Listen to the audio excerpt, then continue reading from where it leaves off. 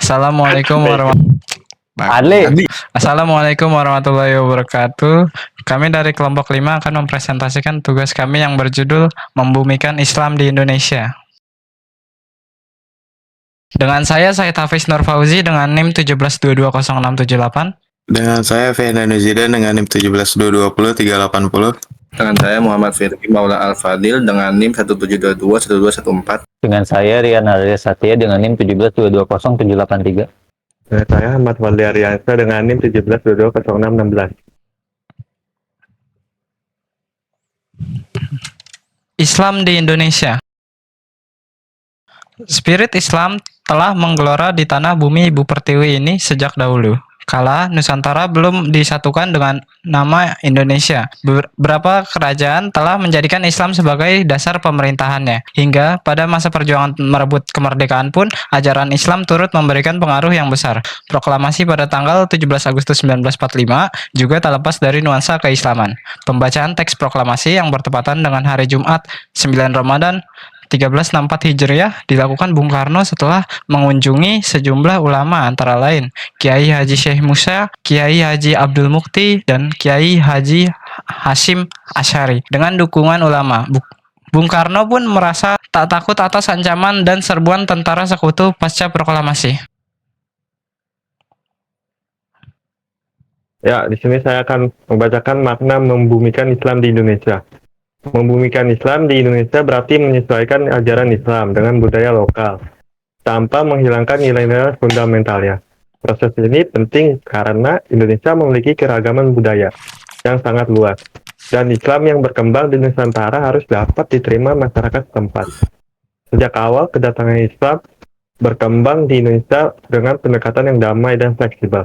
Hal ini berbeda dengan penyebaran Islam di beberapa wilayah lain yang terjadi melalui penaklukan militer.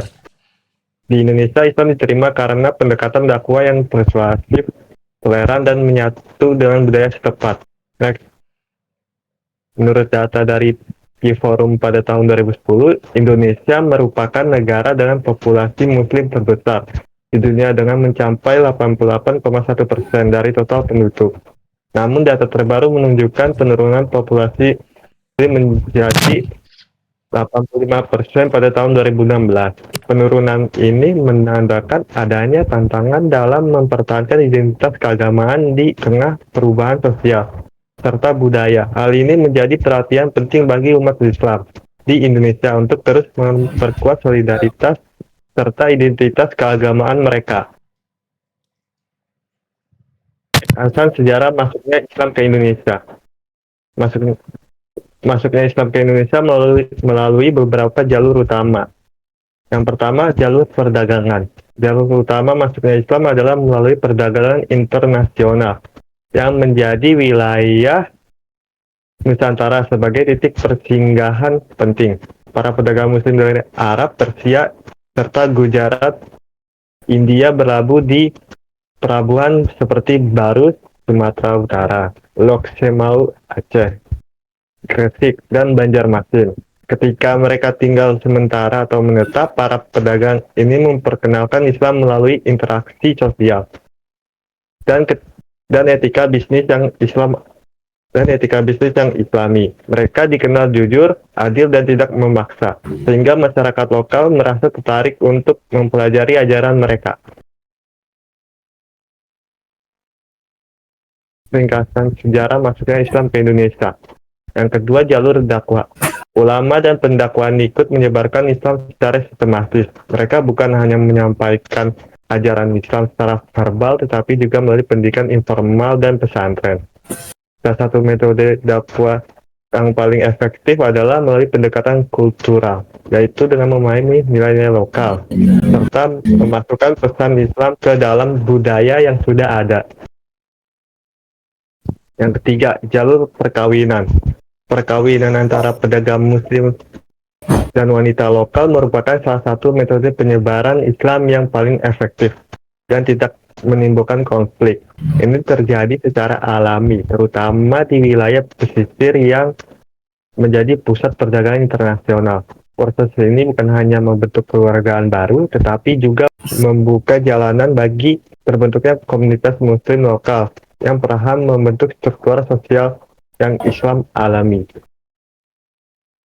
Selanjutnya, tokoh-tokoh penting dalam penyebaran agama dalam penyebaran Islam awal. Yang pertama yaitu Syekh Jumadil Kubro, yaitu leluhur dari Wali Songo yang berperan dalam penyebaran Islam di Nusantara. Beliau berasal dari Samarkand, suatu wilayah di Asia Tengah yang kini menjadi Uzbekistan. Beliau adalah keturunan langsung dari Nabi Muhammad SAW melalui jalur Sayyidina Husain bin Ali bernasab Al-Husaini. Beliau berperan sebagai ulama besar penyebar Islam awal di Nusantara, disebut juga sebagai sesepuh Wali Songo. Beliau wafat diperkirakan pada akhir abad ke-14 Masehi. Beliau wafat di Tosora, Wajod, Sulawesi Selatan. Selanjutnya kontribusi beliau dalam penyebaran Islam. Pertama, disebut sebagai ayah atau leluhur Maulana Malik Ibrahim atau Sunan Gresik. Dua, berdakwah di tanah Jawa pada masa transisi Hindu-Buddha ke Islam. Tiga, mempersiapkan jalan dakwah Wali Songo melalui pendekatan sosial dan budaya. Keempat, menjadi figur penting dalam transformasi spiritual kerajaan Majapahit ke Islam. Yang kedua yaitu Maulana Malik Ibrahim. Beliau adalah salah satu anggota Wali Songo yang menyebarkan agama Islam di daerah Jawa Timur. Beliau diperkirakan berasal dari Gujarat, India, atau Persia, Iran. Beliau berperan sebagai tokoh Wali Songo pertama yang menyebarkan Islam di tanah Jawa, khususnya daerah Gresik. Beliau wafat tahun 1419 Masehi atau 822 Hijriah. Beliau wafat di desa Gapura, Gresik, Jawa Timur. Selanjutnya kontribusi beliau dalam menyebarkan agama Islam di Indonesia. Pertama, menyebarkan Islam dengan pendekatan sosial dan budaya. Kedua, mengajarkan pertanian, pengobatan, dan akhlak. Tiga, mendirikan pesantren dan pendidikan Islam formal di Jawa. Selanjutnya, yang ketiga yaitu Ibnu Battuta. Beliau adalah seorang penjelajah Muslim dari Maroko yang mencatat perkembangan agama Islam di daerah di Kerajaan Samudra Pasai pada abad ke-14. Beliau berasal dari Tanger, suatu wilayah di Maroko. Beliau berperan sebagai penjelajah dan sejarawan Muslim pada abad ke-14. Beliau wafat sekitar tahun 1368 sampai 1377 Masehi di Maroko. Beliau kontribusi beliau dalam penyebaran agama Islam di Indonesia. Yang pertama itu mengunjungi Samudra Pasai sekitar tahun 1345 Masehi. Kedua, mencatat kondisi kerajaan dan masyarakat Muslim di Nusantara dalam karyanya yaitu Rihlah. Tiga, menjadi sumber primer penting tentang eksistensi Islam di Indonesia saat itu. Keempat, bukti bahwa kerajaan Islam di Indonesia telah terhubung dengan dunia Islam global. Baik, berikut saya akan menjelaskan akulturasi Islam dan budaya lokal. Islam di Indonesia berkembang dengan cara yang unik, yaitu melalui proses akulturasi dengan budaya lokal. Islam tidak menghilangkan tradisi setempat, tetapi menyerap unsur-unsur budaya yang tidak bertentangan dengan ajaran Islam. Contohnya seperti pertama adalah sekaten, perayaan Maulid Nabi dengan gamelan Jawa. Yang kedua adalah wayang Islam, pertunjukan wayang yang mengandung pesan dakwah. Yang ketiga adalah tahlilan, doa bersama untuk orang yang telah meninggal sebagai bentuk penghormatan.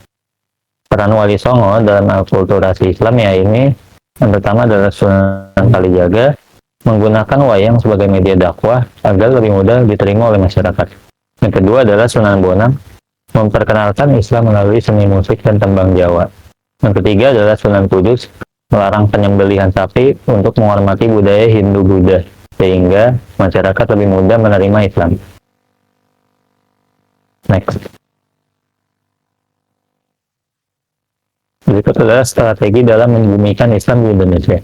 Strategi utama dalam membumikan Islam meliputi yang pertama adalah inkulturasi, menyesuaikan ajaran Islam dengan budaya lokal tanpa mengubah nilai inti Islam. Yang kedua adalah pendidikan Islam, pesantren menjadi pusat pembelajaran Islam yang terus berkembang. Yang ketiga adalah dakwah santun. Islam disebarkan dengan pendekatan yang damai seperti yang dilakukan oleh Wali Songo.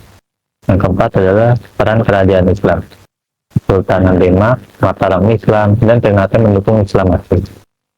Tokoh yang berperan dalam strategi ini yang pertama adalah Syekh Yusuf Al-Makassari, ulama Sulawesi yang menyebarkan Islam hingga Afrika Selatan.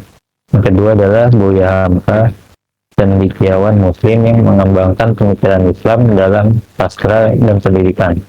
Yang ketiga adalah Kiai Haji Ahmad Dahlan, pendiri Muhammadiyah yang menekankan pentingnya pendidikan Islam modern. Next.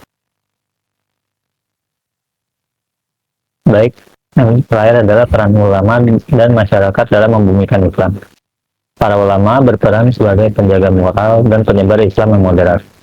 Mereka berdakwah melalui pendidikan, tulisan, dan media sosial. Beberapa ulama yang berpengaruh yang pertama adalah Kiai Haji Hasyim Asy'ari, pendiri Nahdlatul Ulama atau NU yang mengembangkan Islam berbasis pesantren. Yang kedua adalah Syekh Nawawi Al-Bantari, ulama Banten yang karyanya menjadi rujukan di Timur Tengah. Yang terakhir adalah Kiai Haji Abdurrahman Wahid atau Gus Dur yang memperjuangkan Islam yang toleran dan inklusif. Di sini ada tantangan dalam membumikan Islam.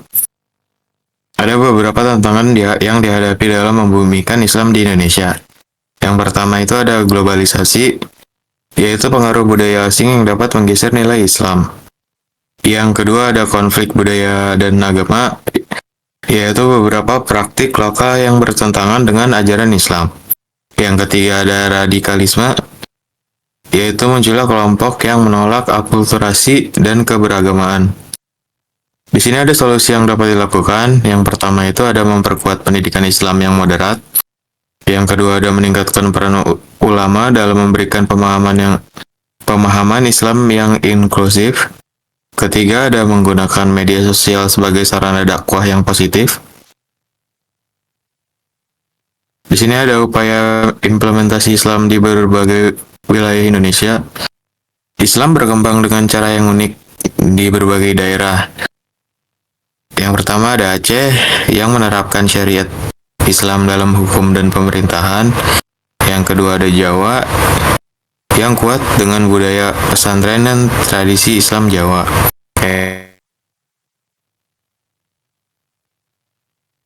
Yang ketiga ada Sulawesi yang Islam berpadu dengan adat Bugis atau Makassar. Yang keempat ada Sumatera Barat yang Islam berpadu dengan budaya Minangkabau yang matrilineal. Di sini ada studi kasus Islam dan budaya lokal dan ada contoh penerapan Islam dalam budaya lokal.